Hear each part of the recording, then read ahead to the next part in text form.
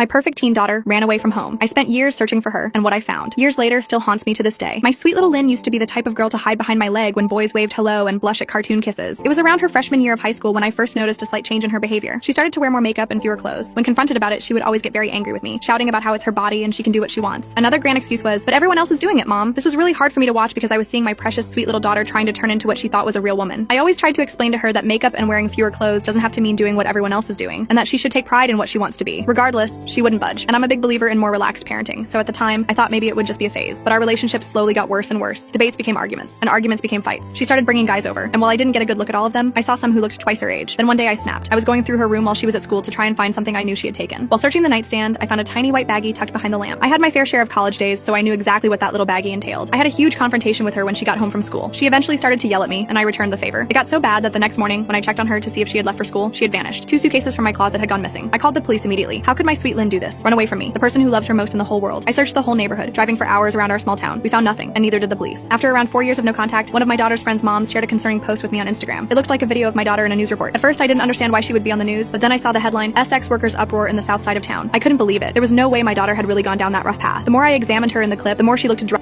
of her mind. Tears started instantly flowing from my eyes. Here I was, sitting in my bedroom, watching my daughter's life spiral out of control, and there was nothing I could do about it. The video was from Los Angeles, California, and I lived in a small town in Texas. After a few days of living with this news, I decided that it was only right to go and look for my daughter. I booked the next available flight to Los Angeles and made my way there in less than a couple of days. The next few weeks consisted of me getting in my rental car and searching all over the south side of town, just like the news report had said. I would pick a street, drive all the way down until it seemed to end, go over a block, and repeat. I knew the chances of me seeing her were slim, but I had no other choice at that point. I knew the police were really no help, so I didn't bother contacting them. One day, a miracle happened. I was driving down a desolate, rundown neighborhood when I saw what looked like my daughter's distinct features. I got closer, rolled down my window, and shouted her name. Lynn! She turned around instantly, and there she was, my beautiful baby girl. I got out of my car and ran to her. To my surprise, she started running toward me. Mom! Mom! She cried. We hugged each other like we never had before, tears rolling down each of our faces. It was truly a moment I'll never forget. She got into my car, and after about 10 minutes of hugging and crying, I took her to get food and sit down to talk. She still looked drugged out, and I could tell she was hurting. We were eating. I thought we would have a good conversation, catching up on things. Instead, she sat there with a dull look on her face the whole time, not really showing any emotion. I didn't know if this was the substances talking, but it really spooked me. I got her to talk a little near the end of dinner, but after we finished, I got into my car expecting her to follow. She didn't. She just stood there, staring at me. I asked her what she was doing. Didn't she want to come back with me and have a fresh start? She came closer and told me something that will haunt me for ages. I can't come, or they will find me and hurt me. That's where I drew the red line. I knew I had to get the police involved. I insisted on her coming with me, but she said they were watching and had already warned her without me noticing while we were eating. I told her to stay where she was and not to move as I called the police. While the phone was ringing, I noticed that she seemed to be looking off in the distance. She looked at something, then quickly turned back to me. She hugged me one last time and said, "I'm sorry, but I love you, Mom." Then she ran. She ran faster than I ever could. After that moment, I felt like I was drowning in my own sorrow. I now knew my daughter was in trouble, and I couldn't even protect her when she was right there in my possession. I felt like a failure as a mother, a failure as a protector, and a failure as a human. Seeing my own daughter's life spiral out of control has made me fall into my own pit of despair. I couldn't go back to Texas, not without Lynn. The thought of returning to our home, explaining to my family that I'd found Lynn only to lose her again, was unbearable. After Lynn ran, I sat frozen in my car, replaying everything and wondering where I'd failed. Calling the police led nowhere, and I couldn't face going home to her empty room. So I bounced between motels, drifting through unfamiliar streets and handing out flyers to anyone who'd listen. Nights were filled with regret. Maybe if I'd said I love you more and I'm disappointed less. Most days I just tried to keep moving, hoping every shelter worker's promise to call meant something. But the city made it easy to lose faith. Still, every morning I forced myself up and out because no matter how much hope faded, I wasn't ready to give up on my daughter. I started on Figueroa, posting flyers at bus stops and laundromats, working my way south. People moved around me in waves, some on their way to work, some already starting to drink. I'd catch eyes now and then, but mostly people didn't look. The ones who did seemed to know. Another missing girl, another desperate mother. I wondered how many faces they'd seen on these poles before. At a corner where a group of kids huddled around a broken shopping cart, I handed out a few flyers. One girl, barely 16 by my guess, with chipped nail polish and a glittering stud in her nose, looked at Lynn's photo for a long time. "She don't run with us," she said finally, shrugging, but I noticed the way her mouth twisted when she said it. She slipped the flyer into her jacket pocket anyway. Each day I added new stops. A soup kitchen on 7th, a drop-in center with battered couches and a sign-in sheet, a grimy park where men played cards for change. I learned to expect nothing and to see everything. Some people muttered prayers for me. Others avoided my eyes, afraid my grief was catching. At one shelter, a tired-looking social worker with a clipboard called me ma'am and let me use their phone. She scrolled through a database of missing teens, clicking through names with cold efficiency. "We see a lot of runaways," she said, her voice flat but not unkind. "Sometimes they come back, sometimes they don't." I wrote down addresses, phone numbers, dates, trying to piece together a trail. Every so often, a glimmer of hope. Someone thought they'd seen a girl like Lynn at a bus stop or working behind the counter at a donut shop. I'd drive there, heart pounding, scanning every face. Each time, it wasn't her. When the city grew too loud, I'd find myself staring at the sidewalk, reading the faded chalk lines and wishing for something to lead me forward. Sometimes I'd sit in the car and just breathe, letting the world move around me. I couldn't afford to break down. Not now. I started recognizing faces. The security guard who watched me tape flyers on the 7-Eleven window, the old woman with the shopping cart who camped by the freeway ramp. There was a strange comfort in their routine, a reminder that life moved on, even for those stuck in place. But I was moving too. Every block, every flyer, every "have you seen her?" kept the hope alive, no matter how faint it got. I told myself, as long as I kept searching, Lynn was still out there, still possible, still mine. I put off calling home as long as I could. It was easier to pretend Texas didn't exist. No house, no sun, no bills piling up in the mailbox. As long as I kept moving, I could tell myself I was still being a mother, still fighting for Lynn. But eventually the guilt built up so thick I couldn't breathe through it. I bought a calling card at the gas station. My cell phone was nearly dead again, and the last time I'd used it for a long-distance call, it cut out halfway through Joshua's sentence. This time, I wanted no excuses. The phone rang 3 times before my son answered. His voice was lower than I remembered, older, hardened, carrying something sharp I'd never heard in it before. "Deborah," he said, not Mom. The word dropped like a stone in my chest. "Hi, honey. I just wanted to check in," I said, forcing a lightness I didn't feel. He was quiet. "Are you still in California?" I nodded, then realized he couldn't see me. "Yes, I'm still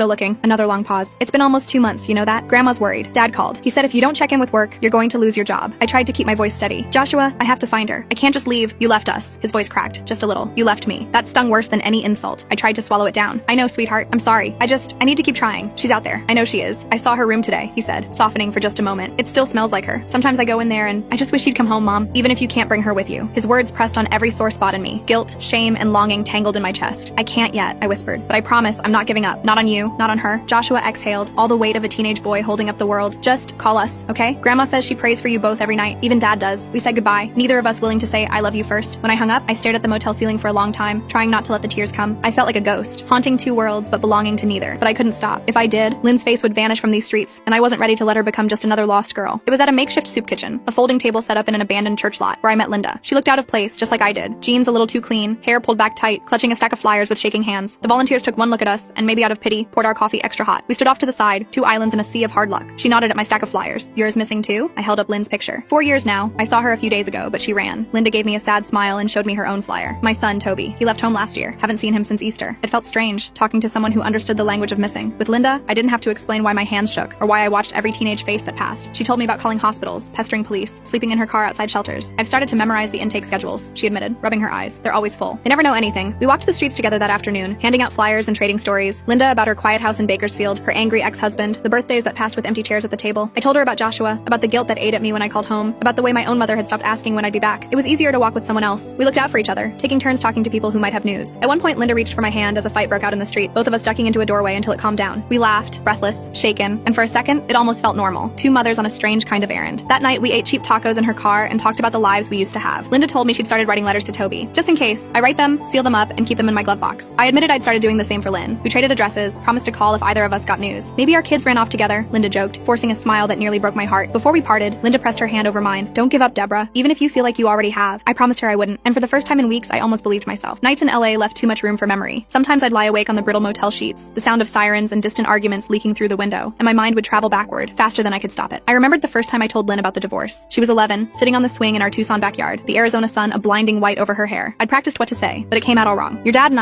we can't live together anymore, but we both love you. That never changes." She stared straight ahead, her hands tightening on the chains. "I know what it means," she said quietly. "It means Dad doesn't love you anymore." I wanted to argue, to untangle the truth, but what good would that do? The damage was already done, and kids see through lies sharper than any adult. The move to Oregon was supposed to be a new start. 4 girls and a tired mother, stuffed in a station wagon, driving north with everything we owned. I tried to make it an adventure, picked out songs for the road, planned picnics along the way, but grief hung over every mile. The girls fought more than they laughed. Lynn grew quiet and sharp around the edges, always watching me like she was waiting for me to disappear too. By the time she hit high school, I was already losing her. She changed her hair, changed her friends, stayed out late with excuses I didn't dare challenge. I told myself it was normal, that she was finding herself, but every slammed door felt like another crack in our family. Sometimes, after the younger girls went to sleep, I'd stand in the hallway and listen for Lynn's breathing, proof that she was still there, still safe. I made mistakes. I know that now. I let my anger show too often. I tried to reason with her like she was still a child, even when she'd outgrown that a long time ago. Some nights I think about every harsh word, every time I chose work or exhaustion over listening. Regret is a language I speak fluently now. Here, in the city where she vanished, the past doesn't let go. I replay the old arguments, the times I looked right at my daughter and didn't see what she needed. Maybe if I'd loved her differently, if I'd paid more attention, she'd be safe in a warm bed instead of lost in the dark. I can't change any of it. All I can do is keep searching, hoping it's not too late to find her and to find forgiveness for both of us. I used to believe in the system. Maybe not completely, but enough to think that if something terrible happened, someone in a uniform would help. In Los Angeles, that belief shriveled fast. The first time I went to the police station, I wore my cleanest shirt and tried to keep my voice steady. I waited an hour just to be seen, sitting on a plastic chair under harsh fluorescent lights. The room smelled of sweat, cheap coffee, and tired hope. When my turn came, the officer barely looked at me. "Runaway?" he asked, scribbling without looking up. "My daughter. She's been gone for years, but I saw her. I know she's here. She's in trouble." He raised an eyebrow, flipping through a battered folder. "How old is she now?" 18, just turned. The look he gave me was worse than a slap. "That makes her an adult. She can make her own decisions, ma'am." I tried to argue, voice rising. "She's not safe. She's being exploited. I know it. Please, He cut me off. "Unless she's a danger to herself or someone else, there's not much we can do." He handed me a pamphlet about missing persons, and that was that. The shelters were no better. There were forms to fill out, waiting lists for runaways, rules about curfews and proof of residence. One social worker, a woman with kind eyes and tired hands, did her best to soften the blow. "We're full every night," she said, "but if she checks in, we'll call you." She promised, but I could tell she didn't expect it to happen. Sometimes I'd show up with Lynn's photo and get nothing but blank stares, like I was asking for a miracle no one had to spare. Other times, a flash of recognition, someone might have seen her, or maybe it was just another girl with the same look in her eyes. eyes. False hope became a kind of torture. Once I sat through a support group for parents of missing kids. We were supposed to take turns sharing, but all I could do was listen. Stories so much like mine, voices breaking, some clinging to hope, others already hollowed out by loss. I watched the clock, thinking of all the hours I'd wasted waiting for someone else to find my child. Some nights I called the hotline numbers just to hear a stranger's voice, to feel less alone. Most of the time, I hung up before anyone answered. I started to wonder if the world was built to break mothers like me, if every door was meant to slam shut until I stopped asking for help, but I didn't stop. Every rejection made me angrier, more stubborn. If the system wouldn't save Lynn, I'd have to do it myself. I didn't know how, but I knew I couldn't count on anyone else. So I hit the streets harder, holding tighter to hope, letting the city's indifference turn to fuel. Maybe it wasn't much, but it was all I had left. It was a Tuesday afternoon when I got the call. I was in the back booth of a donut shop, staring at the last cold sips of coffee, when my phone buzzed. An unfamiliar number. For a split second, I thought it might be Lynn. Instead, it was Eddie, the outreach worker. Deborah, I think we got something. One of our girls saw someone matching your daughter's description near the bus depot on 6th. Blue jacket, long hair, said she looked sick, was with a group. If you hurry, you might catch her. Hope struck me like lightning. I left a crumpled dollar on the counter and ran, my heart thudding so hard it hurt. My hands shook so badly I fumbled my keys twice. The city blurred past in streaks of gray and sun. All the way to the depot I prayed, please let it be her. Let me be fast enough. The bus depot was chaos. Lines of people, security guards, pigeons picking at dropped food. I pushed through the crowd, holding Lynn's photo in the air, asking everyone I passed, did you see a girl in a blue jacket? Long brown hair? Please, she's sick. She needs help. A young man nodded toward a row of benches. She was here, like 5 minutes ago. Left with some others, went down that alley. I ran. My legs burned, lungs raw as I followed the alleyway behind the depot. The stink of urine and trash nearly choked me, but I kept going, eyes darting to every figure hunched in the shadows. Then I saw her. At least I thought it was her. A girl in a blue jacket, head down, surrounded by 3 others. Her walk was off, her steps dragging. Lynn, I shouted, my voice cracking, desperate and wild. She looked up. For a heartbeat, I was sure it was her. Those same haunted eyes, that familiar slouch. But as I drew closer, the girl shrank away, fear flashing across her face. It wasn't Lynn, just another runaway, another lost child wearing my daughter's pain. One of the others glared at me, stepping between us. Get out of here, lady. Don't you know these streets eat people like you? I stumbled back, humiliation and heartbreak twisting inside me. For a moment, I just stood there, dizzy and lost, the city whirling on without me. The hope I'd felt was already dissolving into self-loathing. I'd let myself believe just for a second that it was possible. My daughter, found at last. Instead, I was left with empty hands and the echo of her name on my tongue. I walked back to my car slowly, each step heavier than the last. The sun was setting by the time I collapsed behind the wheel, tears streaking my cheeks. I pressed Lynn's photo to my heart and whispered, I'm still here. I'll keep looking. I promise. But in that moment, even my promises felt thin, like breath on glass, already fading in the dark. The streets changed after sunset. Even the shadows felt different. Longer, hungrier, hiding secrets I didn't want to learn. Still, I couldn't sleep. Each night, I convinced myself that the next hour, the next corner, would be the one that brought Lynn back to me. I grew reckless. Sometimes I'd park and walk alleys alone, clutching my phone and a can of pepper spray I bought at a gas station. I told myself I was being brave, but deep down, I knew it was something closer to desperation. One night, as I was taping a flyer to a lamppost behind a row of boarded up shops, I heard footsteps behind me. Quick, sharp, too close. I spun around and came face to face with a young man, no older than 20, eyes darting, breath ragged. What are you doing out here? He demanded, voice rough and low. I tried to keep my fear out of my voice. I'm just looking for someone. My daughter. She's missing. He glanced at the flyer. You got any money? I shook my head, but he stepped closer anyway. Lady, you shouldn't be out here. He reached for my purse, quick as a snake. I tried to back away, but he grabbed my arm, yanking hard enough to make me stumble. Before I could shout, a second figure appeared. A woman, thin as a wisp, face hidden by a dirty scarf. She shouted something in a language I didn't know, and the young man let go, spitting on the ground. You're lucky, he muttered, stalking off into the dark. I stood there shaking, too stunned to cry. The woman approached, eyes narrowed. Stupid to walk alone, she said, voice soft but fierce. This place, it'll eat you. Go home. I can't, I whispered. Not without her. She looked at me a long time, then nodded, as if she understood. She pressed something into my hand, a tiny flashlight, cheap but sturdy. Next time, keep your eyes open. Watch the shadows. I thanked her, the words sticking in my throat. When she disappeared into the night, I realized I was clutching Lynn's photo so hard it had wrinkled. My knees buckled and I sat on the curb, breath ragged, shaking in the cold. I wanted to give up. I wanted to call Joshua, beg him to come get me, but pride wouldn't let me. I wiped my face, steadied my breath, and forced myself to stand. I was still alive. I could still search. But for the first time, I understood just how fragile I'd become, how close I was to losing myself as well as Lynn. That night, back at the motel, I locked the door and slept in my clothes, flashlight clutched in my hand. The city kept on humming outside, but I dreamt of home, of Lynn as a little girl, safe in her bed, her small hand curled around mine. When I woke, I knew the city hadn't beaten me yet, but it was getting close. It was nearly dawn when the motel phone rang, a shrill, unnatural sound that yanked me out of uneasy sleep. For a moment, I thought I was dreaming, but the phone kept ringing. I lunged for it, heart in my throat. Hello? A woman's voice crackled through, official, but hurried. This is County General. We have a Jane Doe who matches the description on a flyer brought in last night. We need you to come down and confirm. My hands shook so badly I nearly dropped the phone. Is she